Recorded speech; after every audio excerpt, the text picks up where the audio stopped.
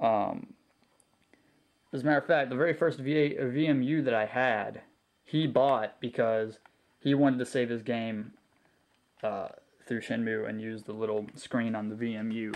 I later got my own, but you know, he let me have it because he doesn't own Dreamcast. I do. But yeah, it's a ton of discs. Let's see, 1, 2, I think what is it, 4? Yeah, 4 discs. Long ass game. I got like halfway through it. Then my brother took over for me. Well, not for me, with his own account, and beat it. And of course, wait, didn't this come out on Xbox sometime? I think he got it for that, and of course he played it up. But it's a really cool game. It's really immersive. I really like it. It is pretty cool. I really like this one. So, I mean, if you have a Dreamcast, you probably have that. And if you don't, and you still want to play Dreamcast games that are good, that's what you're going to go for. Okay, like I said, not that many, but good stuff on the Dreamcast. Shall we go to the next system? I think we should.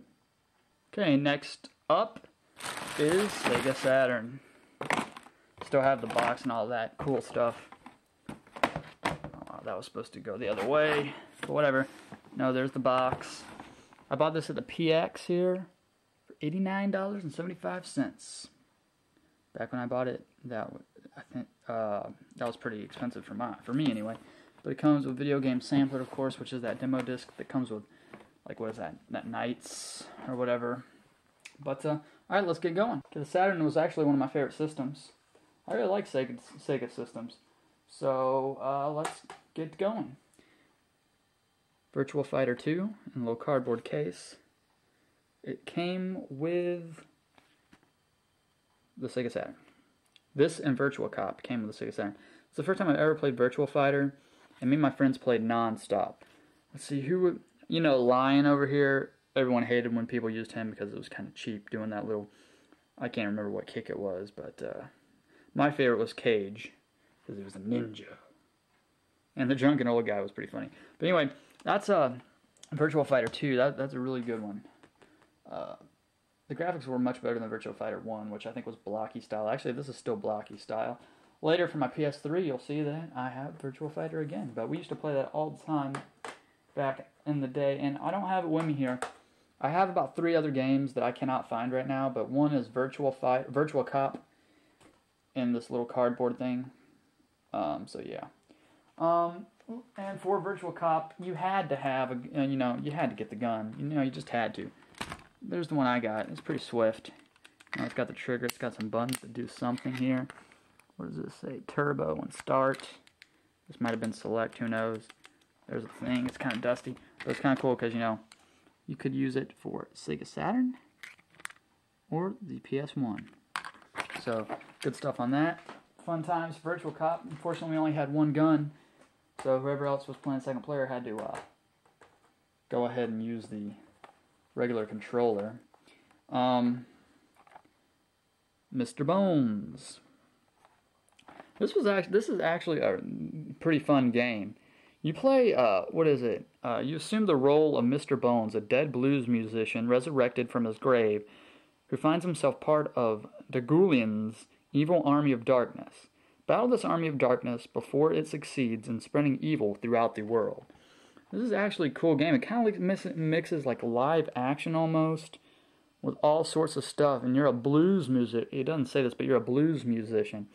And you have some cool, cool animation on here. Real-time shadows and storytelling, or 20 narrow tingling levels of gameplay. You have to perform, like right here, you got to perform the guitar for the crowd, and if they like it, you pass level. If they don't, you're cool. You fail. There's a bunch of different music levels, and you can do all sorts of stuff. And you like when you get hit, you fall apart, and you got to rebuild yourself. I mean, it was an overall cool game. So 2 discs. Let me know if you played this and like it, because I really did. I was surprised that it was a blind buy. Check out the Monstrous Mr. Bones video game, only available on Sega Saturn. Okay, cool. Yep, good music in there too. So, next up is Mansion of the Hidden Souls.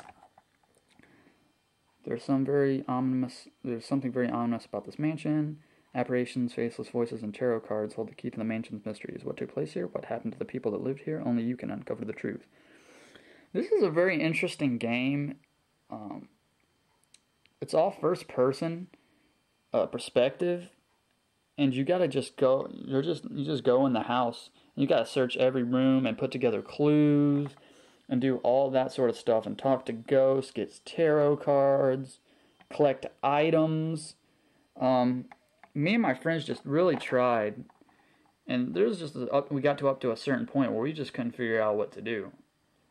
And I'm sure nowadays, back then we kind of just, well, we might have been able to hop on the internet, but I don't think there would have been any type of, there might have been, but type of walkthrough or something. But you know, I might go search, just because this pissed me off so much. I mean, it was fun up to a point where you just got frustrated and couldn't find out what the hell to do next.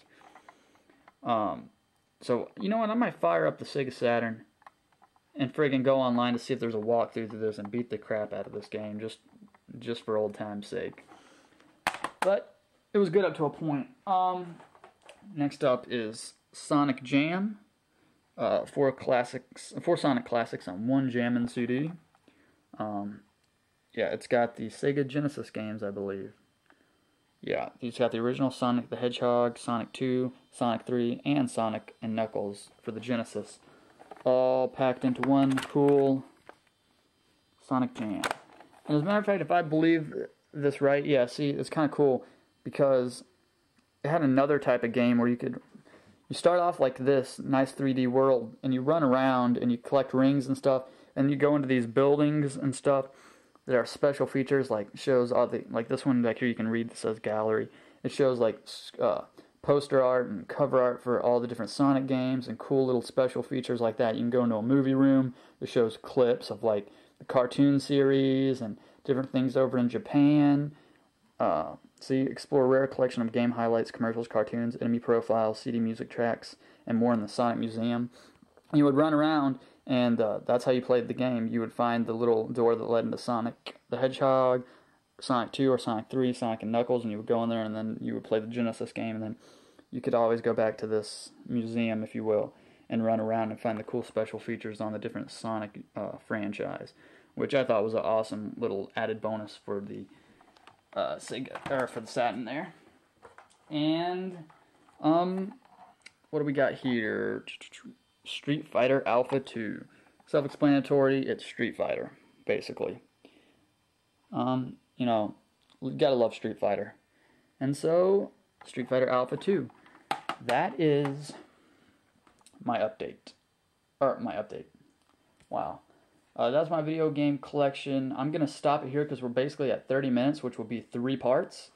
So, this is all I'm going to do for this week. I'm actually going to save the other stuff and do some video recordings of it next week to keep you in suspense and to, you know, I'm going to space out the video game updates. I might post like one a day. That'd be kind of cool, you know, keep people coming back and subscribing. So this has been the DVD updates video game collection thus far. Stay tuned next week when I will continue these videos and maybe even do a DVD update. I already have like 14 DVDs for an update. I'm just wasting time because, you know, I do that. It's at 28 minutes, I believe. So, alright then. I will see you guys next update, next video game collection, next VHS collection. Who knows what I'll do next, but I will be seeing you guys. Alright, bye.